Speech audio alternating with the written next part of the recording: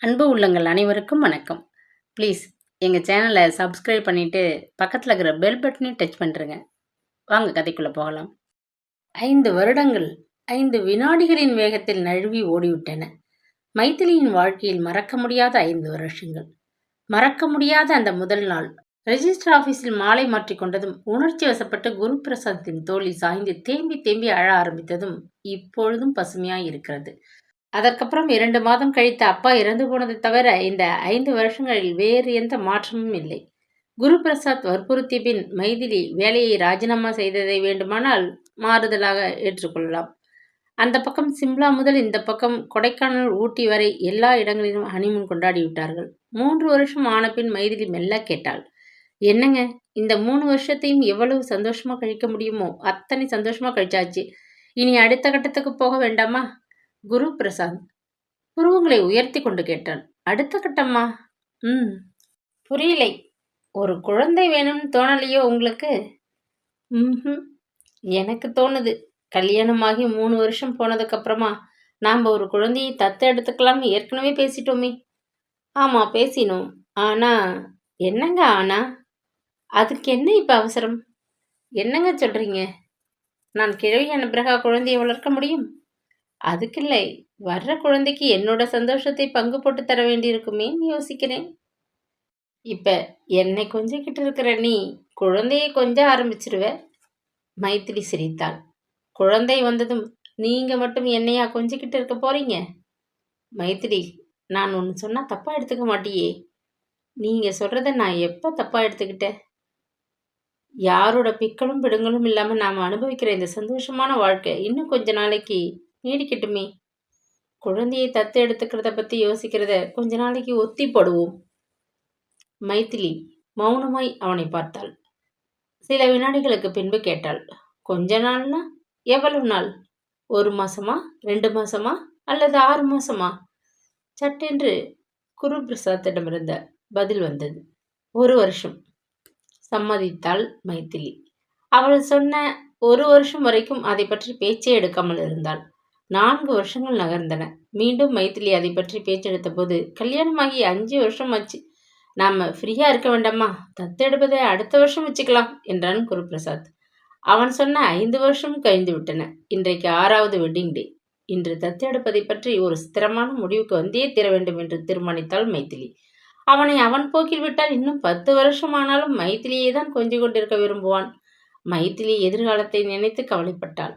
அவனுக்கு இந்த சந்தோஷமெல்லாம் சலித்து போகிற போது குடும்பத்தின் வேறு ஏதாவது பிடிப்பு இருக்க வேண்டும்.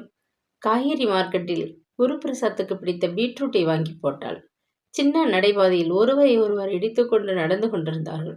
படுதாக்களுக்கு கீழே காய்கறிகள் பரப்பப்பட்டு வியாபாரம் சூடுபிடித்திருந்தது. மைதிலி கிட்டத்தட்ட 1/2 மணி நேரத்தை அந்த மார்க்கெட்டில் செலவழித்து இதர காய்கறிகளை வாங்கி கொண்டு மார்க்கெட் சந்தடியை விட்டு வெளிப்பட்டாள். டெலிபோன் பித்தை பார்த்தபோது ரோசியின் ஞாபகம் வந்தது. மாதத்துக்கு 1 உரம் வீட்டுக்கு விசிட் அடிப்பாள். அப்பாவுக்கு அப்புறம் மைதிலியின் சார்பாக வீட்டுக்கு வரும் கெஸ்ட் அவள் ஒருத்திதான். குருபிரசாத் தரப்பில் சொந்தம் என்று யாரும் எட்டி பார்ப்பதில்லை. கல்யாணத்துக்கு பிறகு குருபிரசாத்தின் கம்பெனியின் பார்ட்னராக சேர்ந்த செந்தில்நாதன் வருவான். பூத்தில் ஒருவர் எஸ்டிடி பேசிக் கொண்டிருந்தார். அவர் தவிர ஒருவர் காத்திருக்க மைதிலி ஸ்டூலில் அமர்ந்து கொண்டாள். இன்றைக்கு வெட்டிங் டே என்பதை ரோஸ் ஞாபகம் வைத்திருப்பாளோ தெரியவில்லை. போன் பண்ணி லஞ்சுக்கு அவளை வர சொல்லி விடலாம். அந்த இன்னொருத்தரும் பேசி முடித்து காசை கொடுத்து கொண்டிருக்க டெலிபோன் ஆபரேட்டர் மைதிலியை கூப்பிட்டார். ஆமா, லோக்கலா எஸ்டிடியா? லோக்கல். பண்ணுங்க. மைதிலி ரிசீவரை எடுத்து டயலை சுழற்றினாள். மறுமுனையில் ரிங் போய் சற்று நேரம் கழித்து யாரோ எடுத்தார்கள். Hello, working women's hostel, room number 53ல இருக்கிற ரோசியை கொஞ்சம் கூப்பிடுறீங்களா? ரோசி? எஸ். அவங்க இப்ப இந்த ஹாஸ்டல்ல இல்லையே. இல்லையா? ஏன்? காலி பண்ணிட்டு போயிட்டாங்க. எப்ப? 6 மாசத்துக்கு மேலாச்சு. இப்ப எங்கே இருக்காங்கன்னு தெரியுமா? தெரியாது. ரிசீவரை வைத்தாள் மைதிலி. அவளுக்கு ஆச்சரியமா இருந்தது. இந்த 6 மாதத்தில் 4-5 முறை ரோசி வீட்டுக்கு வந்து விட்டாள். ஹாஸ்டலை வெக்கேட் பண்ணிய விஷயத்தை சொல்லவே இல்லையே. காசை கொடுத்துவிட்டு காய்கறி பையுடன் நடந்தாள் மைதிலி. 2-3 தெருக்கள் கடந்ததும் வீடு. வாசலில் குருபிரசாத்தின் பார்ட்னர் செந்தில்நாதன் செருப்பு இருந்தது. முன் வராந்தாவில் நுழைந்தாள் மைதிலி. உள்ளே ஹாலில் குருபிரசாந்தும் செந்தில்நாதனும் பேசிக் கொண்டிருந்தார்கள். பக்கவாட்டு அறை வழியாக மைதிலி கிச்சனுக்கு போனாள். திரைச்சீலை இருந்ததால் அவர்கள் மைதிலி வந்ததை கவனிக்கவே இல்லை. அவர்கள் பேசிக் கொண்டிருந்த விஷயத்தை மைதிலி கேட்டிருக்க கூடாது. அவர்கள் பேசுவதை கேட்க அக்கறை இல்லாமல் தான் காஃபி போட கேஸ் ஸ்டவை பற்ற எத்தனித்தவள் மைதிலி. ஆனால் பேச்சில் குழந்தை பற்றிய பேச்சு அடிபடவே மைதிலி காது கொடுத்தாள்.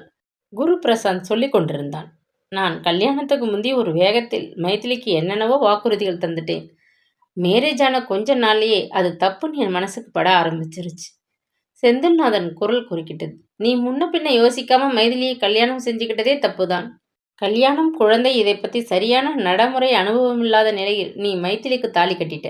ஒரு குழந்தையை பெற மைதிலி தகுதி இல்லாதவளங்கிறப்போ தாட்சண்யம் பார்க்காம வேண்டாம்னு சொல்லியிருக்கணும்.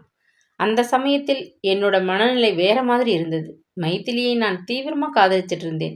எப்படியும் அவளை கல்யாணம் பண்ணிக்கணுங்கிற ஆசையில் என் தகுதியை விட்டு இறங்கி வந்து அவள் பின்னாடி சுத்தினேன். சில வினாடிகள் மௌனத்திற்கு பின் குரு பிரசாத் தொடர்ந்தான். நான் புரோக்கர் மூலியமா கல்யாண ஏற்பாட்டை நடத்தின பின்னாடிதான் முதல் முறையா மைதிலி என்கிட்ட தனியா பேசணும்னு சொன்னான். பீச்சுக்கு போனோம். என்னோட கர்ப்பப்பையை ரிமூவ் பண்ணிட்டாங்க. இனிமே எனக்கு குழந்தை பிறக்க சான்ஸ் இல்லைன்னு சொன்னான். எனக்கு ஷாக் தான். விஷயத்த சொன்னதோட அவ நிறுத்தல. இப்ப சொல்லுங்க, இந்த நிலையிலும் என்னை நீங்க காதலிக்கிறீங்களான்னு கேட்டா. நான் ஆடி போயிட்டேன். என்ன பதில் சொல்றது? இல்ல மைதிலி, நான் பின்வாங்கினேன்னா அவளுக்காக நான் அலைஞ்சதெல்லாம் போலின்னு ஆயிடும். ஒரு ஈகோ என்னை தடுத்தது. அது தவிர அவளோட அழகான உடம்பு எனக்கு வேணும் போல தோணுச்சு. குழந்தை தேவையில்லை, தத்து எடுத்துக்கலாம்னு ஒரு வேகத்துல சொன்னேன். சரி, இப்ப தத்து எடுத்துக்க வேண்டியது தானே? ஒரு குழந்தைக்கு தகப்பனாகிறதுக்கு எனக்கு எல்லா தகுதியும் இருக்கும்போது நான் ஏன் யாரோ பெத்த ஒரு பிள்ளைக்கு அப்பான்னு சொல்லிக்கணும்? மனசு உறுத்துது. ரொம்ப அருவருப்பாவும் இருந்தது. மீண்டும் நிசப்தம். மைதிலி உறைந்து போன நிலையில் காத்திருக்க குரு பிரசாந்த் தொடர்ந்தான். இன்னைக்கு அவ மறுபடியும் தத்தெடுத்து போறத பத்தி எச்சரிக்க ஆரம்பிச்சிருவா. நான் என்ன பதில் சொல்றதுன்னு எனக்கு புரியலை. செந்தில்நாதன் ஏதோ சொல்ல வர குரு பிரசாந்த் இடைமறித்து பேசினான். மைதிலி காய்கறி மார்க்கெட்டிலிருந்து திரும்புற நேரம், வேற டாபிக்கை பத்தி பேசுவோம். மைதிலி சட்டென்று சமையல் அறையிலிருந்து வெளிப்பட்டு குரு பிரசாத்துக்கு முன்பாய் வந்து நின்றாள். நீங்க தாராளமா இதே டாபிக்கை பத்தி பேசலாம். நான் மார்க்கெட்டிலிருந்து வந்து 5 நிமிஷம் ஆச்சு. மைதிலி. பிரசாத் முகம் வெளிரி திகைக்க செந்தில்நாதன் மெல்ல எழுந்தான். சாரி, நான் அப்புறமா வரேன். அவன் வெளியேறும் வரை தலைகுனிந்து உட்கார்ந்திருந்த குரு பிரசாத் பின் நிமிர்ந்தான். மைதிலியின் பார்வையில் பொதிந்திருந்த உக்கிரகத்தை தாங்க முடியாமல் தடுமாறினான். மைதிலி குரு பிரசாத்துக்கு எதிரே வந்து உட்கார்ந்தாள். கண்ணீரும் கோபமும் ஒன்றாய் கலந்து பொங்கியது. தலையை குனிந்து கொண்டிருந்த குரு பிரசாத்தை ஒரு அற்ப பொருளை பார்ப்பது போல் பார்த்தாள். உங்களை எவ்வளவு உயர்வா நினைச்சிட்டு இருந்தேன். அதுல பாலாதளத்துக்கு வந்துட்டீங்களே. பேசாதீங்க. தயவு செய்து எந்த சமாதானத்தையும் சொல்லி நீங்க சொன்னதை நியாயப்படுத்த பார்க்காதீங்க. ஒரு குழந்தைக்கு தகப்பனாகிறதுக்கு எல்லா தகுதிகளும் இருக்கிறேன்னா ஏன் யாரோ பெத்த பிள்ளையை தத்து எடுத்துக்கணும்னு இன்னைக்கு சொன்னீங்களே, அந்த ஞானோதயம் 5 வருஷத்துக்கு முன்னால உங்களுக்கு இருந்திருக்கணும். நான் எத்தனை வாட்டி எடுத்து சொன்னேன். அப்பவெல்லாம் தத்து எடுத்துக்கலாம்னு தலையாட்டினீங்க. கல்யாணம் வேண்டாம் வேண்டாம்னு ஓடின என்ன துரத்தி வழியே வந்து சம்மதிக்க வச்சிங்க. கடைசி நிமிஷம் வரைக்கும் இதே காரணத்தை சொல்லி நான் உங்களை யோசிக்க சொன்னேன். தாலியை கட்டி 5 வருஷம் என் உடம்பை தொட்டு சலிச்ச பிறகு இன்னைக்கு இப்படி பேசுறீங்களே, இது எந்த வகையில் நியாயம்? மைதிலி, வேண்டாம். நீங்க எதுவும் பேச வேண்டாம். Leave me alone. என் முன்னாடி நிக்காதீங்க. பிரசாத் எழுந்து தயக்கமாய் செருப்பை மாட்டிக்கொண்டு வேக வேகமாய் வெளியேறினான். மைதிலி அப்படியே நாற்காலிக்கு சாய்ந்து கண்களை மூடிக்கொண்டாள். மனசுக்குள் எரிமலை ஒன்று பொங்கியது, தணிந்தது. 10 நிமிஷ நேரத்துக்கு பின் வாசலில் காலிங் பெல் வீறிட்டது. புடவை தலைப்பால் முகத்தை துடைத்து கொண்டு முன் வரந்தாவுக்கு போனாள் மைதிலி. தாழ்பாலை விலக்கி திறந்தாள். கதவுக்கு வெளியே ரோசி நின்றிருந்தாள். முகத்தில் பெரிய புன்னகை, கையில் ஒரு bouquet. Happy wedding anniversary Maithili. சொல்லிக்கொண்டே பொக்கையை நீட்டியவள் மைதிலியின் முகத்தை பார்த்து திடுக்கிட்டாள். ஏய், அழுதியா? அவள் கேட்டாள். என்ன மைதிலி, கல்யாண நாளம், அதுவும் என்ன அழுகை? குருபிரசாத் எங்கே? கேட்டுக்கொண்டே உள்ளே நுழைந்தாள். குருபிரசாத் அவர் இல்லை. எங்கே போனார்? தெரியலை. என்னாடி, ஏதாவது சண்டையா? ரோசி, நான் ஏமாந்துட்டேன். என்ன சொல்ற? என்ன குருபிரசாத் ஏமாத்திட்டார். குருபிரசாத் உன்னை ஏமாத்திட்டாரா? என்னடி சொல்ற நீ? உட்காரு ரோசி, நான் விவரமா சொல்லணும். உனக்கு அப்பதான் புரியும். ரோசி உட்கார்ந்தாள். அழுகிற குரலில் மைதிலி தனக்கு ஆபரேஷன் செய்து கர்ப்பப்பையை எடுத்து விட்டதையும், தத்து எடுத்துக்கொள்ள சம்மதித்து குருபிரசாத் தன்னை கல்யாணம் செய்ததையும், இன்றைக்குத்தான் காய்கறி மார்க்கெட்டிலிருந்து திரும்பி வந்தபோது குருபிரசாத் செந்தில்நாதனோடு பேசிக் கொண்டிருந்ததை சொன்னாள். ரோசி ஆச்சரியம் காட்டினாள். இவ்வளவு விஷயங்களை இத்தனை நாளா நீ என்கிட்ட கூட சொல்லாம இருந்திருக்க? அவரை தவிர வேறு யாருக்குமே நான் சொன்னதில்லையே ரோசி. என்கிட்ட ஒரு வார்த்தை இதை பற்றி நீ டிஸ்கஸ் பண்ணியிருந்தீன்னா உனக்கு சரியான அட்வைஸ் கொடுத்துருப்பேன். காதலிக்கிற ஒரு ஆண் வாயிலிருந்து சர்வசாதாரணமாக போய் வரும். அதையெல்லாம் தேவ வாக்கா எடுத்துக்க முடியாது. உன்னை கல்யாணம் பண்ணிக்கிற ஆசையில் குருபிரசாத் சொன்ன வார்த்தைகளை எல்லாம் நீ நம்பினது உன்னோட தப்பு தான். ரோசி, எஸ், நான் குருபிரசாத் மேலே தப்பு சொல்ல மாட்டேன். உன்னை கல்யாணம் பண்ணிக்கணுங்கிற வேகத்தில் தத்து எடுத்துக்கலாம்னு சொல்லியிருப்பார். ஆனால் நீ மனைவியான பிறகும் சொன்னபடி செய்வார்னு நீ எதிர்பார்க்கக்கூடாது. இது ஏமாத்துற மாதிரி தானே? இல்லை, தத்தெடுக்க வேண்டாம் தானே சொல்கிறார். உன்னை வேண்டாம்னு சொல்லலையே. ரோசி, இந்த விஷயத்தில் மேற்கொண்டு எதையாவது பேசி அவரோட வெறுப்பை சம்பாதிச்சுக்காதே. அவரை நீ தக்க வச்சுக்கிறது முக்கியம். இண்டஸ்ட்ரியை விட்டு வெளியே வந்தார்கள் குருபிரசாத்தும் செந்தில்நாதனும். ஷெட்டருக்கு கீழே நிறுத்தி இருந்த ஸ்கூட்டரை நோக்கி நடக்கும்பொழுது செந்தில்நாதன் கேட்டான். குருபிரசாத், நேத்திக்கு உன் ஒய்ஃபை எப்படி சமாளிச்சே? ரொம்ப கஷ்டமாயிருச்சு. என்கிட்ட முகம் கொடுத்து பேசவே அவள் தயாரா இல்லை. என்னை பேசவே விடலை. நான் எந்திரிச்சு வெளியே போயிட்டேன். ஸோ நீ சமாதானப்படுத்தலை? இல்லை, ஆனால் நான் வீட்டுக்கு திரும்பி வந்தப்போ அவள் சமாதானமாயிருந்தா. எப்படி? மைதிலியோட ஃப்ரெண்ட் ரோசி வந்திருக்கா. அவள் தான் மைதிலியை சமாதானப்படுத்தியிருக்கா. உன்னை புரிஞ்சுக்கிட்டாளா? புரிஞ்சுக்கிட்டா. உங்கள் உண்மையான எண்ணம் இப்போத்தானே எனக்கு தெரிஞ்சிருக்கு. நான் குழந்தையை தத்தெடுக்கிறத பற்றி மறந்தும் கூட பேச மாட்டேன்னு சொன்னான். குருபிரசாத், உங்கள் மனைவி இவ்வளவு தூரம் விட்டு தரும்போது அவங்க திருப்திக்காகவாவது ஒரு குழந்தையை தத்தெடுத்துக்கிட்டா என்ன? அது என்னால் முடியாது. ஏன் அப்படி சொல்கிற? குழந்தையை தத்தெடுத்துக்க மாட்டேன்னு சொல்லிட்டா அந்த ஒரு பிரச்சனையோட முடிஞ்சுது. ஆனால் அவளோட திருப்திக்காக நான் குழந்தையை தத்தெடுத்துக்கிட்டா அதுக்கப்புறம் அந்த குழந்தையால் புது புது பிரச்சனைகள் நிறைய வரும். எல்லாத்துக்கும் மேல் அப்படிப்பட்ட குழந்தை என்னை அப்பான்னு கூப்பிடுறத நான் விரும்ப மாட்டேன். எனக்கும் மைதிலிக்கும் மனஸ்தாபம் ஏற்பட அந்த ஒரு காரணமே போதும். அவங்கவங்க பிரச்சனைக்கு தீர்வு அவங்கவங்க கிட்டே தான் இருக்கு. உன் மனசுக்கு சரின்னு பட்டதை செய். ஆனால் ஒன்று மட்டும் சொல்கிறேன், மியூச்சுவல் அண்டர்ஸ்டாண்டிங் இல்லைன்னா குடும்பத்தை கொண்டு போகிறது ரொம்ப கஷ்டம். விட்டு கொடுக்கறதுங்கிறது துடுப்பு போடுற மாதிரி. 2 பக்கம் துடுப்பு போட்டால் தான் படகு நேராக போகும். அதே மாதிரி 2 பேருமே விட்டு தரணும். நான் வரட்டுமா? செந்தில்நாதன் அவனுடைய பைக்கின் ஸ்டாண்டை அகற்றினான். குருபிரசாத் ஸ்கூட்டரை உதைத்து ஸ்டார்ட் செய்தான். சாலைக்கு வந்து இருவரும் அவரவர் திசைக்கு திரும்பினார்கள். குருபிரசாத் வேளச்சேரி ரோட்டை எட்டி பிடித்து ஸ்கூட்டரை நூல் பிடித்த மாதிரி சில நிமிஷங்கள் விரட்டினான். சதுர காம்பவுண்ட் சுவருக்கு நடுவே வெள்ளை பொட்டு வைத்த மாதிரி தெரிந்த அந்த மீடியம் ரக டெரஸ் வீட்டின் முன்னால் வந்து நின்றான். காம்பவுண்ட் கதவை திறந்து கொண்டு ஸ்கூட்டரை உள்ளே தள்ளி கொண்டு போனான். பாதாம் மர நிழலில் அதை ஸ்டாண்டு போட்டு நிறுத்திவிட்டு முகப்பு கதவை அடைந்து காலிங் பெல்லை அழுத்தினான். வீட்டுக்குள் காலிங் பெல் இசைந்தது. சொற்ப நிமிஷத்துக்கு பின் கதவு திறந்தது. திறந்தவள் குருபிரசாத்தை பார்த்ததும் அவள் முகத்தில் மகிழ்ச்சி பிரவாகம். ஹாய் குரு. உள்ளே வந்தவனை ஒரே தாவலில் கட்டி அணைத்து கொண்டாள். ஹேய், கதவை கூட சாத்தலை, யாராவது பார்த்துட போறாங்க சொன்ன குருபிரசாந்தின் மூக்கை பிடித்து செல்லமாய் திருகினாள் ரோசி. தம்மை யாரும் பார்த்துடக்கூடாதுன்னு தானே ஊருக்கு வெளியே ரிமோட்டா என்னோட பேர்ல ஒரு வீட்டை வாங்கி போட்டிருக்கீங்க. கதவை சாத்திக்கிட்டு கட்டி பிடிக்கிறது தான் என்னைக்குமே பாதுகாப்பு. சரி, உட்காருங்க, கதவை சாத்திட்டு வரேன். குருபிரசாத் சோபாவில் அமர்ந்தான். ரோசி கதவை தாளிட்டு விட்டு கேட்டாள், என்ன சாப்பிட்றீங்க? Hot or cold? கோல்ட். ரெஃப்ரிஜரேட்டரை திறந்து கிரேப்ஸ் சக்வாஷை கலந்தாள். கண்ணாடி டம்ளர்களை ட்ரேயில் வைத்து எடுத்து வந்து ஒரு குருபிரசாத்திடம் நீட்டிக்கொண்டே சொன்னாள். நேத்திக்கு மைதிலி ஹாஸ்டலுக்கு ஃபோன் பண்ணியிருக்கா. ஹாஸ்டலை வெக்கேட் பண்ணி 6 மாதமாகியும் என்கிட்ட ஏன் சொல்லலைன்னு கோபமாக கேட்டா. நீ என்ன சொன்ன? நான் ஹாஸ்டலை வெக்கேட் பண்ணினது சின்ன விஷயம், ஆனா நீ பெரிய விஷயங்களையெல்லாம் எனக்கு கூட சொல்லாம மறைச்சிருக்கியேன்னு திருப்பி கேட்டேன். அவளால எதுவும் பேச முடியல. இப்ப நீ எங்கே இருக்கேன்னு கேட்டாளா? என்ன சொன்ன? என்னோட ஆபீஸ் பக்கத்துல சின்னதா ஒரு ரூம் பார்த்துட்டேன் போய் சொன்னேன். என்னோட வாழ்க்கையிலேயே மோசமான நாள் நேத்து தான் ரோசி. மைதிலி மார்க்கெட்ல இருந்து திரும்பிட்டதை நான் கவனிக்கல. என் பார்ட்டன் செந்தில்நாதர் கிட்ட பேசியதை மதிலி கேட்டுட்டா. நான் தான் அவளை சமாதானப்படுத்திட்டேனே. அதுக்கு தேங்க்ஸ் சொல்லத்தான் இன்னைக்கு சீக்கிரமாகவே வந்தேன். நான் ஒரு நியூஸ் வச்சிருக்கேன்.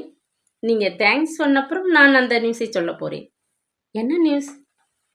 அவள் புன்னகைத்தாள். பயப்படாதீங்க. நான் சொல்ல போற நியூஸ் ரொம்ப சந்தோஷமான நியூஸ். சீக்கிரமா நியூஸ் சொல்லு. எனக்கு பீரியட்ஸ் தள்ளி போயிருக்கு. நீங்க அப்பா ஆக போறீங்க. திகைப்பும் சந்தோஷமும் ஒரு சேர தாக்க சட்டென்று ரோசியை இழுத்த அழுத்தத்துடன்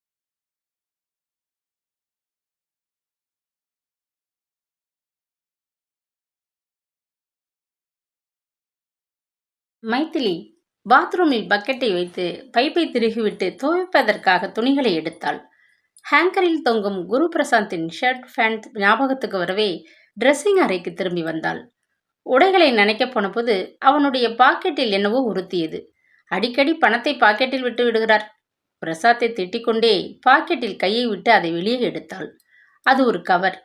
கவரின் மேல் ஏதோ அட்ரஸ் பிரிண்ட் செய்யப்பட்டிருந்தது. அவனுடைய இண்டஸ்ட்ரி சம்பந்தமான லெட்டராக இருக்கலாம் என்று நினைத்து மேஜையில் வைக்க போனாள் மைதிலி. கவரை வைக்கிற போதுதான் சட்டென்று அதன் மேல் இருந்த எழுத்துக்கள் அவள் மூளையில் பதிந்தன. KSR clinic. ஏதோ ஆஸ்பத்திரி போல இருக்கிறதே. கவரின் மேல் டைப் செய்யப்பட்டிருந்த எழுத்துக்களை பார்த்தாள். டாக்டர் ஜெயலட்சுமி. குருபிரசாத் ஒரு லேடி டாக்டரை பார்க்க வேண்டிய அவசியம் என்ன? என்ன கவர் இது? குழப்பத்துடன் அதன் வாயை திறந்தாள். உள்ளே மடித்து வைக்கப்பட்ட தாளை எடுத்தாள். அது ஒரு பெண் கர்ப்பம் என்பதை உறுதி செய்யும் ரிப்போர்ட். யார் கர்ப்பமா இருக்கிறார்கள்?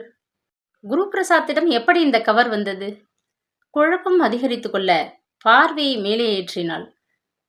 பேஷண்ட் என்பதற்கு எதிராக எழுதியிருந்த பெயரை பார்த்ததும் அதிர்ந்தாள். Mrs Rousey குருபிரசாந்த். மைதிலிக்கு உடலெல்லாம் நடுங்கியது. அன்றைக்கு குருபிரசாத் செந்தில்நாதனிடம் பேசிக்கொண்டிருந்த வார்த்தைகள் இந்த நிமிஷம் ஆசிட் விச் மாதிரி அடிமனதில் தகித்தது. என்னதான் இருந்தாலும் சொந்த குழந்தைன்னா அது வேறதான். நம்ம சொந்த ரத்தம் உயிர் பெற்று அசையறதை பார்க்கிற சந்தோஷம் தனிதான். நோ, மானசீகமாய் உயிரிட்டாள் மைதிலி. கடவுளே, நான் பயப்படுகிற மாதிரி எதுவும் இருக்கக்கூடாது. இதை பற்றி உடனே குருபிரசாத்திடம் பேச வேண்டும் போல மனசு பரபரத்தது. இன்னொரு மனசு அந்த எண்ணத்தை தடை செய்தது. குருபிரசாத் ஏற்கனவே பொய் வாக்குறுதி தந்தவன். நீயாக கண்டுபிடிக்கும் வரை அதை மறைத்து வைத்தவன். இந்த ரிப்போர்ட்டை பற்றி நிஜமான தகவல் தெரிய வேண்டுமென்றால் இதை வேறு விதமாய் விசாரிக்க வேண்டும். மைதிலியின் பார்வை கவரின் மேலிருந்த ஆஸ்பத்திரி அட்ரஸின் மேல் வந்து நின்றது. KSR clinic. மொசைக் படிகளில் உயர்ந்து கண்ணாடி வேய்ந்த கதவை தள்ளினாள் மைதிலி. ஜன்னல்களிலும் கதவுகளிலும் பிளஸ் குறியும் KSR என்ற எழுத்துக்களும் பொறிக்கப்பட்டிருந்தன. வெள்ளை உடை நர்சுகளும் பார்மலின் நெடியும் ஆஸ்பத்திரிக்கே உரிய கலையை கொடுத்திருந்தது. ரிசப்ஷனிஸ்ட் இருந்த அரைவட்ட மேஜைக்கு போனாள் மைதிலி. Excuse me. Yes please. Doctor ஜெயலட்சுமியை பார்க்கணும். மைதிலியின் கவலை முகத்தை கவனித்த ரிசப்ஷனிஸ்ட் கழுத்தை பார்த்தாள். என்ன விஷயமா பார்க்கணும்? ட்ரீட்மெண்ட்டுக்காகவா? கேட்டுக்கொண்டு ஒரு ஃபாரத்தை எடுத்து மேஜை மேல் வைத்தாள். பர்சனலா பார்க்கணும். மைதிலியின் பெயரை குறித்து கொண்டு சந்திக்கும் காரணம் என்பதற்கு நேராக பர்சனல் என்று எழுதி கொண்டாள். உட்காருங்க, கூப்பிடுறேன். மைதிலி கையசைத்துவிட்டு பாலிமர் நாற்காலி ஒன்றை ஆக்கிரமித்தாள். ஒரு வயதான பெண்மணி இருமிக் கொண்டே இருந்தாள். என்ன காரணம் என்று பளிச்சென்று தெரியாமல் சில பேஷண்ட்டுகள் இருந்தார்கள். கிட்டத்தட்ட 20 நிமிஷங்கள் கழிந்த பின் மைதிலிக்கு அழைப்பு வந்தது. டோர் க்ளோசர் இறுக்கி பிடித்திருந்த அந்த கதவை திறந்தாள் மைதிலி. அவள் உள்ளே நுழைந்ததும் கதவு தானாக சாத்திக் கொண்டது. உள்ளே டாக்டர் ஜெயலட்சுமி தெரிந்தாள். நடுத்தர வயது, சராசரிக்கும் சற்று அதிகமான உயரம் என்பது உட்கார்ந்த நிலையிலேயே தெரிந்தது. கொஞ்சம் பெரிதான குங்கும போட்டு நெற்றியில் பளிரிட்டது. உட்காருமா. மைதிலி அமர்ந்தாள். பர்சனலா பார்க்கணும்னு சொல்லியிருக்கே, என்ன விஷயம்? மைதிலி தான் கொண்டு வந்த லேப் ரிப்போர்ட்டை எடுத்து நீட்டினாள். டாக்டர், இந்த ரிப்போர்ட் சம்பந்தமா. ரிப்போர்ட்டை பார்வையிட்ட ஜெயலட்சுமி பரிச்சயமாக பேசினாள். ஓ, ரோசியோட ரிப்போர்ட்டா? ரோசிக்கு நீ என்ன வேணும்? She is my friend. ரிப்போர்ட்டில் என்னம்மா சந்தேகம்? என்னோட சந்தேகம் ரிப்போர்ட் பற்றி இல்லை டாக்டர், பேஷண்ட்டை பற்றி. ரோசி ட்ரீட்மெண்ட்டுக்காக உங்களை பார்க்க தனியாக வந்தாளா அல்லது? ரோசி அவள் ஹஸ்பண்ட் கூட தான் வந்தா. You mean mister Guru Prasad? ஆமாம். நீ எதுக்குமா இதையெல்லாம் கேட்குற? இந்த ரிப்போர்ட் உன்னோட கைக்கு எப்படி கிடைச்சது? பீரிட்டு வந்த கண்ணீரை கட்டுப்படுத்தி கொண்டு சொன்னாள் மைதிலி. நீங்கள் நினைக்கிற மாதிரி குரு பிரசாத் ரோசியோட ஹஸ்பண்ட் இல்லை டாக்டர். அவர் என்னோட கணவர். வீட்டில் தவறுதலாக இந்த ரிப்போர்ட் என்னோட கைக்கு கிடைச்சிருச்சு. My goodness. அதிர்ச்சியாய் நாற்காலிக்கு சாய்ந்தாள் டாக்டர் அம்மா. அரை நிமிட மௌனத்திற்கு பின் மைதிலி குரல் அடைக்க கூப்பிட்டாள். டாக்டர். என்னம்மா? எனக்கு ரோசியோட அட்ரஸ் வேணும். ரோசியோட அட்ரஸ் இருக்கு, ஆனால் வழக்கமாக நாங்கள் பேஷண்ட்டோட எந்த விபரத்தையும் மற்றவங்களுக்கு கொடுக்கறதில்லை. டாக்டர், என்னோட நிலைமையை யோசிச்சு பாருங்க. என்னோட கணவர் வேற ஒரு பெண்ணை தன்னோட மனைவின்னு சொல்லி உங்ககிட்ட செக்கப்புக்கு வந்திருக்கார். முறை தவிர அவங்க நடந்திருக்காங்க. அவங்க விஷயத்தில் நீங்க முறையா நடந்துக்கணும்னு நினைக்கக்கூடாது. கவலைப்படாதே, நான் அட்ரஸை தரேன். சொல்லிக்கொண்டே எழுந்து ஷெல்ஃபில் இருந்து ரோசியின் ஃபைலை எடுத்து விரித்தார். அட்ரஸை சொல்ல வாயெடுத்தாள். சற்றே நிதானித்துவிட்டு குரலை வெளியிட்டாள். ஏம்மா, அந்த ரோசி உன்னோட ஃப்ரெண்டுன்னு தானே சொன்னேன்? ஆமாம் டாக்டர். உன்னோட ஹஸ்பண்டுக்கும் அவளோட நல்ல அறிமுகம் இருக்கு, அப்படித்தானே? ஆமாம் டாக்டர். அப்படின்னா இந்த ரிப்போர்ட்டை மட்டும் வச்சு அவங்க 2 பேரையும் அவசரப்பட்டு சந்தேகப்பட வேண்டாம். சந்தர்ப்பவசமா ஒருவேளை ரோசி கர்ப்பமா இருக்கலாம். செக்கப் பண்ணிக்க ஒரு ஆண் துணை இருந்தா பெட்டர்னு நினைச்சு உன் கணவரோட உதவியை அவன் நாடி இருக்கலாம். அப்படி இருந்தா மிஸ்ஸஸ் ரோசி குரு பிரசாந்த்னு எதுக்காக பேரை சொல்லணும்? குழந்தை பேருக்காக வர்றவங்க பேரை ஹஸ்பண்ட் பேரோட சேர்த்து எழுதுறது தான் இந்த ஹாஸ்பிட்டல் வழக்கம். ஹஸ்பண்ட் பேர் என்னன்னு கேட்டதும் சட்டுன்னு அவ கூட வந்த குரு பிரசாத் பேரை சொல்லியிருக்கலாம். என்னால் இந்த விஷயத்தை அவ்வளவோ சாதாரணமாக எடுத்துக்க முடியல டாக்டர். ப்ளீஸ் ரோசியோட அட்ரஸை கொடுங்க. எனக்கு தோணின அட்வைஸ் இதுதான். பிரச்சனையை நிதானமாக ஹேண்டில் பண்ணமா. மைதிலி ஃபைலை பார்த்து வேளச்சேரி ரூட்டில் இருந்த அந்த வீட்டின் அட்ரஸை குறித்து கொண்டாள். ஒரு ஆட்டோவை பிடித்த அரை மணி நேரத்தில் அந்த வீட்டை தொட்டு விட்டாள். வாசலிலேயே குரு பிரசாத்தின் ஸ்கூட்டர் இருந்தது. அங்கே குரு பிரசாத்தின் ஸ்கூட்டரை பார்த்ததுமே மைதிலியின் உடம்புக்குள் கோப ரத்தம் பாய்ந்தது. வேக வேகமாய் வாசற்படி ஏறினாள். உள்ளே இருந்த குரு பிரசாத்தின் குரல் தெளிவாக கேட்டது. பார்த்து ரோசி, வெயிட் எல்லாம் தூக்காதே, ரிலாக்ஸா இரு. காஃபி டம்ளர் எடுத்துட்டு வர்றது ஒரு வெயிட்டா? சொல்லிவிட்டு ரோசி சிரிப்பது கேட்டது. என்னோட வாரிசும் நீயும் பத்திரமா இருக்கணும். நீங்க குழந்தையோட அப்பானா நான் குழந்தைக்கு அம்மா. என்னவோ அடுத்தவங்க கிட்ட சொல்ற மாதிரி சொல்றீங்க. என்னோட குழந்தைய உங்களை விட சேஃபா பார்த்துப்பேன். ஐயோ ரோசி, வேணாம், கட்டிப்பிடிக்க வேணாம், குழந்தைக்கு வலிக்கும். மைதிலிக்கு கோபத்தில் உடலெல்லாம் தகித்தது. வலதுகைக்கு வலு பூராவையும் கொடுத்து படபடவென்று கதவை தட்டினாள். உள்ளே சிரிப்பு சத்தம் நின்றது. யாரோ கதவை திட்டுறாங்க என்றாள் ரோசி. இரு, நான் போய் பார்க்கிறேன். காலடி சத்தம் கேட்டது. தொடர்ந்து கதவு தாழ்த்து விலகியது. திறந்து வெளியே பார்த்த குரு பிரசாத் உடல் முழுக்க அதிர்ந்தான். மைதிலி, என்னை நீங்க இங்கே எதிர்பார்த்திருக்க மாட்டீங்க இல்லையா? மைதிலி. ரோசி எட்டி பார்த்து உடனே வியர்த்தாள். மைதிலி, வாடி என் பத்தினியே, இவ்வளவு பெரிய துரோகத்தை பண்ணத்தானா என் கூடவே இருந்த? உன்னை என் கூட பிறந்தவளா நினைச்சிட்டு இருந்ததுக்கு நல்ல விசுவாசத்தை காட்டியிருக்க. இப்படி ஒரு விசுவாசத்தை காட்டின உனக்கு ஒரு கோயில் கட்டியே கும்பிடலாம். மைதிலி, முதல்ல உள்ளவா. புரியாம ஆத்திரப்படாதே. இனிமே புரியறதுக்கு என்னடி இருக்கு? அந்த டாக்டர் ரிப்போர்ட் தான் எல்லாத்தையும் அப்பட்டமாய் சொல்லுதே. மைதிலி உள்ளே வந்தாள். உனக்கு நான் துரோகம் செஞ்சுட்டு தான் நீ நினைக்கிற. அது தப்பு.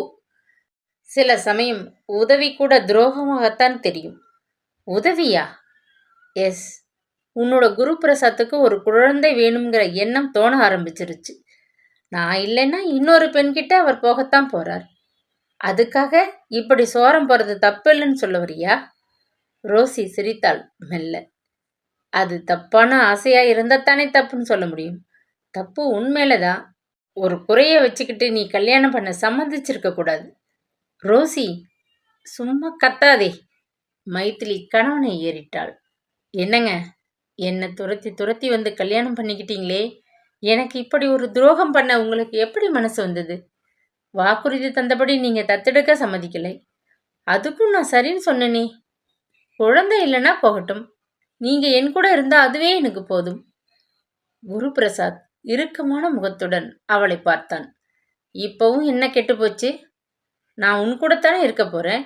ரோசிக்கு அதில் எந்த ஆட்சேபனையும் இல்லை.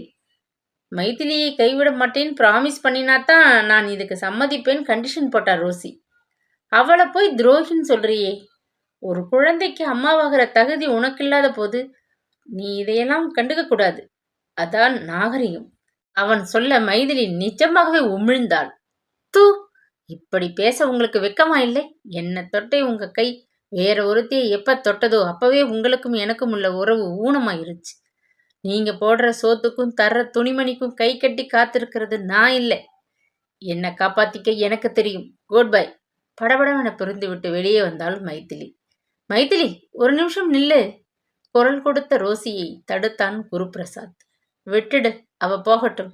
இனிமே அவளை சமாதானப்படுத்த முடியாது. செப்டம்பரில் குழந்தையை பெற்றெடுத்தாள் ரோசி. குட்டி மேகம் மாதிரி மென்மையாய் அசையும் குருபிரசாத்தின் வாரிசு பெண் குழந்தை பூஜா என்று பெயர் வைத்தார்கள். அந்த குழந்தைக்கும் இப்பொழுது 1 வருஷம் 2 மாதம். மைதிலி சண்டை போட்டுக்கொண்டு போன அன்று சற்று நேரம் கழித்து குருபிரசாத் வீட்டுக்கு போனான். வீட்டில் மைதிலி இல்லை. அவளுடைய உடைகள் உடைமைகள் எதுவுமே இல்லை. அவளிடம் இருந்த சாவியை பக்கத்து வீட்டில் தந்துவிட்டு போயிருந்தாள். அவர்கள் சாவி தந்தபோது கேட்டான். ஏதாவது சொன்னாளா? இல்லை, சூட்கேஸோட போனாங்க. ஊருக்கான்னு நான் கேட்டேன். ஆமான்னு சொன்னாங்க. அழுத மாதிரி தெரிஞ்சது. ஏதாவது பிரச்சனையா? பக்கத்து வீட்டில் கேட்டார்கள். அவர்களுக்கு தலையாட்டிய குருபிரசாத் அவளை தேடவில்லை. ரோசி அவனுக்கு பிடித்து போயிருந்தாள். ஆனால் நாட்கள் செல்ல செல்ல ரோசியின் நடவடிக்கைகளிலும் லேசாக மாற்றம் தெரிந்தது. அவளுடைய பழைய நண்பர்கள் அடிக்கடி போன் செய்தார்கள். சிலர் வீட்டுக்கு வர ஆரம்பித்தார்கள். குருபிரசாத் கண்டிக்க தயங்கினான். எதையுமே பார்த்தும் பார்க்காதது போல் நடந்து கொண்டான். குருபிரசாத் ஸ்கூட்டரை நிறுத்திவிட்டு இண்டஸ்ட்ரிக்குள் நுழைந்ததும் செந்தில்நாதன் அவனை அவசரமாக எதிர்கொண்டான். குரு, என்ன விஷயம் செந்தில்நாதன்? ரொம்ப டென்ஷனா இருக்க? ரோசியை இன்னைக்கும் நான் அந்த தாடிக்காரனோடு பார்த்தேன். எங்கே பார்த்த? அலங்கார் தியேட்டர் வாசல்ல. இருக்காது, இன்னைக்கு பூஜாவுக்கு தடுப்பூசி போட வேண்டிய நாள். அதுக்காகத்தானே போயிருக்கிறதா சொன்னா. இப்ப நீ தியேட்டருக்கு போனீன்னா அவங்கள கையும் களவுமாக பிடிக்கலாம். குருபிரசாத் சில வினாடி யோசித்தான். ஸ்கூட்டரை உதைத்தான். 10 நிமிஷத்தில் அலங்கார் தியேட்டரின் வாசலில் ஸ்கூட்டரை நுழைத்தான். தியேட்டர் வாசலில் ரோசி அந்த தாடிக்காரனோடு நின்று பேசிக் கொண்டிருந்தாள். கோபம் தகிக்க ரோசிக்கு எதிரே வந்து நின்றான். அவள் அவனை பார்வையில் வாங்கி திகைத்து கொண்டிருக்கும் போதே பிளார் என்று வலது கண்ணம் தெரிக்கிற மாதிரி அறை விழுந்தது. குரு, ஸ்கூட்டர்ல ஏறு முதல்ல. மிஸ்டர் குருபிரசாந்த், அந்த தாடிக்காரன் குறுக்கிட பல்லை கடித்து கொண்டு அவனை பார்த்து சொன்னான். Mind your own business. ஒரு சின்ன கும்பல் அவர்களை வேடிக்கை பார்த்து கொண்டிருக்க ரோசியின் கையை பிடித்து தரதரன இழுத்து போனான் குருபிரசாந்த். அந்த தாடிக்காரன் ராபர்ட் மெல்லிய குரலில் சொன்னான். ரோசி, பொது இடத்தில் பிரச்சனை வேண்டாம், நீ வீட்டுக்கு போ. ரோசி வில்லியனில் உட்கார்ந்தாள். ஸ்கூட்டர் டாப் கியரில் விற்றென்று பறந்தது. வீட்டை அடைந்ததும் அவளை இழுத்து போய் ஹாலில் வீசி எறிந்தான் குருபிரசாத். ரோசி தாறுமாறாய் விழுந்தாள். கத்தினாள். குரு, ஆத்திரத்தில் என்ன செய்யறோம்னு உங்களுக்கு தெரியல. கொஞ்சம் நிதானம் காட்டுங்க. என்னடி நிதானம்? பூஜா எங்கே? அவளுக்கு தடுப்பூசி போட போறதா சொன்னியே. அப்படித்தான் சொன்னேன். ஆனா ராபர்ட் வந்திருந்தார். அவருக்கு கம்பெனி தர வேண்டியதா போச்சு. பூஜாவை ஆயா கிட்ட விட்டுட்டு போனேன். பெத்தவன் நீ இருக்கும்போது ஆயா எதுக்குடி? Mind your tongue. நான் ஒன்றும் உங்க அடிமை இல்லை. வீட்டிலேயே அடைஞ்சு கிடக்கிறதுக்கு. நான் எங்கே வேணும்னாலும் போவேன், வருவேன். அந்த தாடிக்காரனோட கண்ட இடத்திலும் சுத்துறது உனக்கு வெக்கமா இல்லை? எதுக்கு வெக்கப்படணும்? மறுபடியும் ஆத்திரமாகி அவளை அறைய குருபிரசாத் கையை ஓங்க அவள் அவனுடைய மணிக்கட்டை பற்றி நிறுத்தினாள். உங்க கூட பழகிறதுக்கு முன்னமே எனக்கு ராபர்ட்டை தெரியும். அவரோடு என்னை பழக வேண்டாம்னு சொல்ல உங்களுக்கு எந்த உரிமையும் கிடையாது. ஒரு குழந்தை வேணும் தானே என்கிட்ட வந்தீங்க. அதை நான் பெற்று கொடுத்துட்டேன். நான் இப்படித்தான் இருப்பேன். யார் கூட வேணும்னாலும் சுத்துவேன். அதையெல்லாம் பார்த்துக்கிட்டு பொறுமையா இருக்க முடியும்னா இருங்க, இல்லைன்னா குழந்தைய எடுத்துக்கிட்டு போகலாம். ஏய்! குருபிரசாத் ஆத்திரத்தோடு அவள் தலைமுடியை கொத்தாக பற்றினான். அதே வினாடி அந்த ராபர்ட் உள்ளே நுழைந்தான். மிஸ்டர், ரோசி மேல கை பட்டுடுச்சுன்னா இங்கே கொலையே விழும். ரோசி, உனக்கு முன்னாடியே எனக்கு தெரியும். அவளை உன்னோட பெருந்தன்மையா பழக விட்டேன். அந்த பெருந்தன்மை உனக்கு இல்லையே. ராஸ்கல், என் வீட்டுக்குள்ளேயே நுழைஞ்சு. இது ரோசியோட வீடு. அவ பேர்ல தான் இந்த வீடு இருக்கு. வீடு அவ பேர்ல இருந்தா அவளுக்கு தான் சொந்தம்னு அர்த்தம். அப்பான்னு கூப்பிட ரோசி ஒரு குழந்தையை பெற்று தந்திருக்கா. அதுக்கு விலையா இந்த வீட்டை தந்துட்டதா நினைச்சு குழந்தையோட வெளியே போயிரு. You rascal! அவன் மேல் பாய முயல அந்த ராபர்ட் குருபிரசாத்தின் வயிற்றில் உதைத்தான். Go man! கத்தினான். குருபிரசாந்த் வயிற்றை பிடித்துக்கொண்டு சுருண்டான். உள்ளுக்குள் எதுவோ உடைந்து ரத்தம் கொட்டியது. 6 மாதம் கழித்து போயிருக்க ஒரு ஞாயிற்றுக்கிழமை காலை குருபிரசாந்த் மேஜையில் படுத்திருந்தான். குடும்ப டாக்டர் அவன் மேல் ஸ்டெத்தை ஓட்டினார். எக்ஸ்ரேவை வெளிச்சத்தில் பார்த்தார். கவலையாய் யோசித்தார். மிஸ்டர் குருபிரசாந்த், அவர் சொல்ல தயங்கினார். உங்ககிட்ட நான் எதையும் மறைக்க விரும்பலை. உள்ளதை உள்ளபடி சொல்றேன். உங்களுக்கு பிளட்ல cancer. You are counting your days. இன்னும் எத்தனை நாள்னு சொல்ல முடியாது. 6 மாசம் வரைக்கும் தாக்கு பிடிக்கலாம். குருபிரசாந்தின் இருதயத்தை ஒரு கவலை கொக்கி ஆழமாய் சுண்டி இழுத்தது. பக்கத்து தொட்டிலில் தூங்கிக் கொண்டிருந்த குழந்தை பூஜாவை கண்ணீர் மல்க பார்த்தான். எனக்கு பின்னால் பூஜாவின் கதி? ரோசியிடம் ஒப்படைத்து விடலாமா? வேண்டாம் வேண்டாம். ரோசி இவளை பெற்று போட்ட மிஷின். அவ்வளவுதான். வெறும் இயந்திரம். அவளிடம் மருந்துக்கு கூட பாசம் இல்லை. ராபர்ட்டுக்கு கம்பெனி தருவதற்காக குழந்தையின் தலையை திருகி கிணற்றில் எறியவும் தயங்க மாட்டாள். செந்தில்நாதனிடம் பேசி பார்க்கலாமா? அன்றைக்கு சாயந்தரம் செந்தில்நாதனை வீட்டில் சந்தித்து விவரம் சொல்ல அவன் அதிர்ந்தான். உனக்கு பிளட் கேன்சரா? என்னோட சாவை பத்தி நான் கவலைப்படலப்பா. என் கவலையெல்லாம் பூஜாவை நினைச்சுதான். அவளுக்கு ஒரு ஆதரவு வேணும். அதுக்குத்தான் உன்னோட உதவி. நான் என்ன செய்யணும்? இவளை இவளை வளர்க்க வேண்டிய பொறுப்பு உன்னோடது. அவன் சிரித்தான். அடுத்தவன் குழந்தை உன்னை அப்பான்னு கூப்பிடுறத விரும்பாமத்தானே நீ ரோசி கிட்ட போன? நீ பெத்த குழந்தையை நான் எப்படி ஏத்துக்க முடியும்? அது போக எனக்கு கல்யாண ஏற்பாடு மும்முரமா நடந்துட்டு இருக்கு ரகு. மாப்பிள்ளைக்கு கல்யாணம் ஆகிறதுக்கு முந்தையே எப்படி குழந்தை வந்ததுன்னு எல்லோரும் சந்தேகப்படுவாங்க. நான் ஒரு யோசனை சொல்றேன். உன்னோட மாமா அத்தைக்கு ஏற்கனவே அடுத்தவங்க குழந்தையை வளர்த்த அனுபவம் இருக்கு. அவங்கள போய் நீ பாரேன். செந்தில்நாதன் கிண்டலுக்காக சொன்னானா அல்லது சீரியஸாக சொன்னானா என்று தெரியவில்லை. ஆனாலும் குருபிரசாத் பூஜாவை தூக்கி கொண்டு அடுத்த ரயிலிலேயே மாமா வீட்டுக்கும் போனான். விவரம் சொன்னதும் அத்தை வராந்தாவிலேயே அவனை நிற்க வைத்து விட்டாள். என்னடா குருபிரசாத், எங்களை மதிக்காம போய் கல்யாணம் பண்ணின? இப்ப எந்த மூஞ்சியை வச்சுக்கிட்டு வீட்டு வாசப்படி ஏறின? மாமா மட்டும் கொஞ்சம் பரிதாபப்பட்டு பேசினார். பாவண்டி, அவன் பிளட் கேன்சருங்கிறான். பாவம்தான். ஆனா எவ்வளோ பெத்த குழந்தைய பாத்துக்கிற தலைவிதி நமக்கு எதுக்கு? உனக்கு பிளட் கேன்சர்னதோ அந்த மைத்திலி துரத்தி அடிச்சிட்டாளாக்கும். அத்தை கேட்டதும் குருபிரசாந்த் மனதுக்குள்ள அழுதான். மைத்திலியின் நினைவு சட்டென்று அவனை தாக்கியது. இந்த மாதிரி சந்தர்ப்பங்களில் எத்தனை ஆதரவாய் நடந்து கொள்வாள். இருமிக்கொண்டே பூஜாவை தோளில் போட்டுக்கொண்டு வெளியே வந்தான். ரயிலேறி ஊருக்கு வந்து சேர்ந்ததும் ஒரு ஆட்டோ பிடித்து மைதிலியின் ஆபீஸ் வாசலில் இறங்கிக் கொண்டான். மறுபடியும் பழைய ஆபீஸ் வேலையில் அவள் சேர்ந்திருப்பாள் என்கிற நப்பாசையில் உள்ளே போனான். சீனியர் அக்கவுண்டன்ட் உட்கார வைத்து பேசினார். உங்களை பிரிஞ்சதுக்கப்புறம் மைத்திலி இங்கே வேலை கேட்டு வந்தா. ஆனா அந்த சமயத்தில் இங்கே வேக்கன்சி எதுவும் இல்லை. திரும்பி போயிட்டா. இப்ப அவ எங்கே இருக்கான்னு தெரியுமா சார்? வேற எங்கேயோ வேலைக்கு போறா போல் இருக்கு. அவ ஏற்கனவே தங்கியிருந்த ஹாஸ்டலில் தான் இப்பவும் தங்கியிருக்கிறதா கேள்விப்பட்டேன். Thank you sir. காத்திருந்த ஆட்டோவில் ஏறி ஹாஸ்டலுக்கு போனான். ரிசப்ஷனில் சொல்லிவிட்டு காத்திருந்தான். சற்று நேரத்தில் மைத்திலி வந்தாள். குருபிரசாத்தை பார்த்ததும் ஒரு சில வினாடிகளுக்கு தம்பித்து நின்றாள். முள்முள்ளாய் தாடியும் இளைத்து போன உடம்புமாய் இருந்த அவனை சற்று நேரம் கழித்துத்தான் அடையாளம் தெரிந்து கொண்டாள். நீங்களா? பூஜா அவளை பார்த்து சிரித்தது. அவன் கண்களில் நீர் திரண்டது. மைத்திலி, உன்னோட காலில் விழுந்து மன்னிப்பு கேட்கணும்னு மைத்திலி இடைமறித்து கேட்டாள். இப்ப எதுக்காக என்ன தேடிக்கிட்டு வந்திருக்கீங்கன்னு நான் தெரிஞ்சுக்கலாமா? வந்து கண்களில் கண்ணீர் வழிவதை பொருட்படுத்தாமல் குருபிரசாந்த் எல்லா விபரங்களையும் சொன்னான். சோ வேற வழியே இல்லாம கடைசியில என்கிட்ட வந்திருக்கீங்க, அப்படித்தானே? அப்படி என்னை நினைக்க உனக்கு எல்லா உரிமையும் இருக்கு மைத்திலி. நான் காலில் விழுந்தாத்தான் உன் கோபம் தீரும்னா அதுக்கும் நான் தயாரா இருக்கேன். நான் கோபப்படுறத நிறுத்தி ரொம்ப நாள் ஆச்சு. எனக்கு யார் மேலும் கோபம் இல்லை. அப்படின்னா இனிமே நீ என்னோட வந்து இருப்பியா மைத்திலி? மைத்திலி மௌனிக்க அவன் தொடர்ந்தான். எனக்காக இல்லை, பூஜாவுக்காக. மைதிலி பதில் பேசவில்லை. எனக்கு பின்னாடி பூஜாவை அக்கறையா பார்த்துக்க உன்னை விட்டா யாரும் இல்லை மைதிலி. மைதிலி நிமிர்ந்தாள். நான் தனியா வாழ்ந்து பழகிட்டேன். இன்னொரு முறை யாரையும் நம்பி நான் ஏமாற தயாரா இல்லை.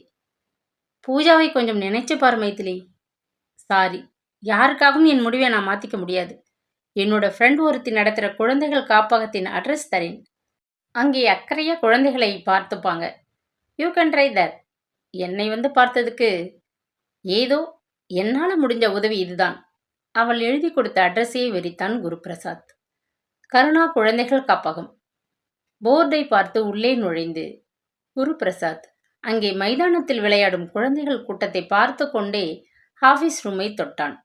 காப்பகத்தை நடத்தும் அந்த கண்ணாடி அணிந்த பெண்மணிக்கு கையை கூப்பினான் குருபிரசாத். அவள் நாற்காலியை காட்டினாள். உட்காருங்க. உட்கார்ந்த குருபிரசாத் தன்னை பற்றி சொன்னான். அவன் சொன்னதை செவிமடுத்து விட்டு புன்னகைத்தாள் அவள். மைதிலிதான் சொல்லி அனுப்பினாளா? இங்கே நாங்கள் அக்கறையா குழந்தையை பார்த்துக்குவோம். உங்களால் முடிந்த தொகையை காப்பகத்துக்காக டொனேட் பண்ணி குழந்தையை இங்கே சேர்த்துடுங்க. காப்பகத்துக்கு என் சொத்து பூராவையும் எழுதி வைக்க நான் தயாரா இருக்கேன். பூஜாவை கூட்டிக்கிட்டு அந்த ரூமுக்கு போங்க. அப்ளிகேஷன் தருவாங்க, ஃபில்அப் பண்ணி கையெழுத்து போட்டுருங்க. குருபிரசாத் பூஜாவை கூட்டிக் கொண்டு வராந்தாவை கடந்து ஒரு பக்கம் இருந்த அந்த அறைக்குள் நுழைந்தான். அங்கே ஏராளமான குழந்தைகளுக்கு நடுவே மைதிலி. குருபிரசாத்துக்கு பின்னாடியே வந்த அந்த பெண் சொன்னாள், மைதிலி, நம்ம காப்பகத்தில் இன்னைக்கு புதுசா ஒரு குழந்தை பிறந்திருக்கு, சேர்ந்திருக்கு. பேரு பூஜா. அந்த பெண் அகன்றதும் மைதிலி பூஜாவை அள்ளி எடுத்துக்கொண்டு புன்னகைத்தாள். ஒரு குழந்தைக்கு அம்மாக முடியாததால தானே என்னை நீங்க அலட்சியப்படுத்திட்டு போனீங்க. இந்த காப்பகத்தில் இருக்கிற இத்தனை குழந்தைகளுக்கும் நான் தான் அம்மா. அவன் திகைக்க அவள் தொடர்ந்து சொன்னாள், உங்க குழந்தை பூஜாவுக்கும் அம்மாவா இருக்கிறதுல எனக்கு ஆட்சேபனை இல்லை. குருபிரசாத் கண்ணீர் மல்க அவளை கையெடுத்து கும்பிட்டான். மைதிலி, இனிமே நான் நிம்மதியா சாவேன். சொன்னவன் பூஜாவின் கன்னத்தில் அத்தனை பாசத்தையும் கொட்டி பச்சென்று முத்தம் ஒன்றை இட்டான். அப்பா போறேம்மா, டாட்டா சொல்லு. பூஜா சிரித்துக்கொண்டே டாட்டா என்று தன் பிஞ்சு கையை ஆட்டியது. இதயத்தில் கனம் ஏறிக்கொள்ள நகர்ந்தான் குருபிரசாத். மைதிலி அழுகையை கட்டுப்படுத்தி அவன் முதுகையை வெறித்தாள்.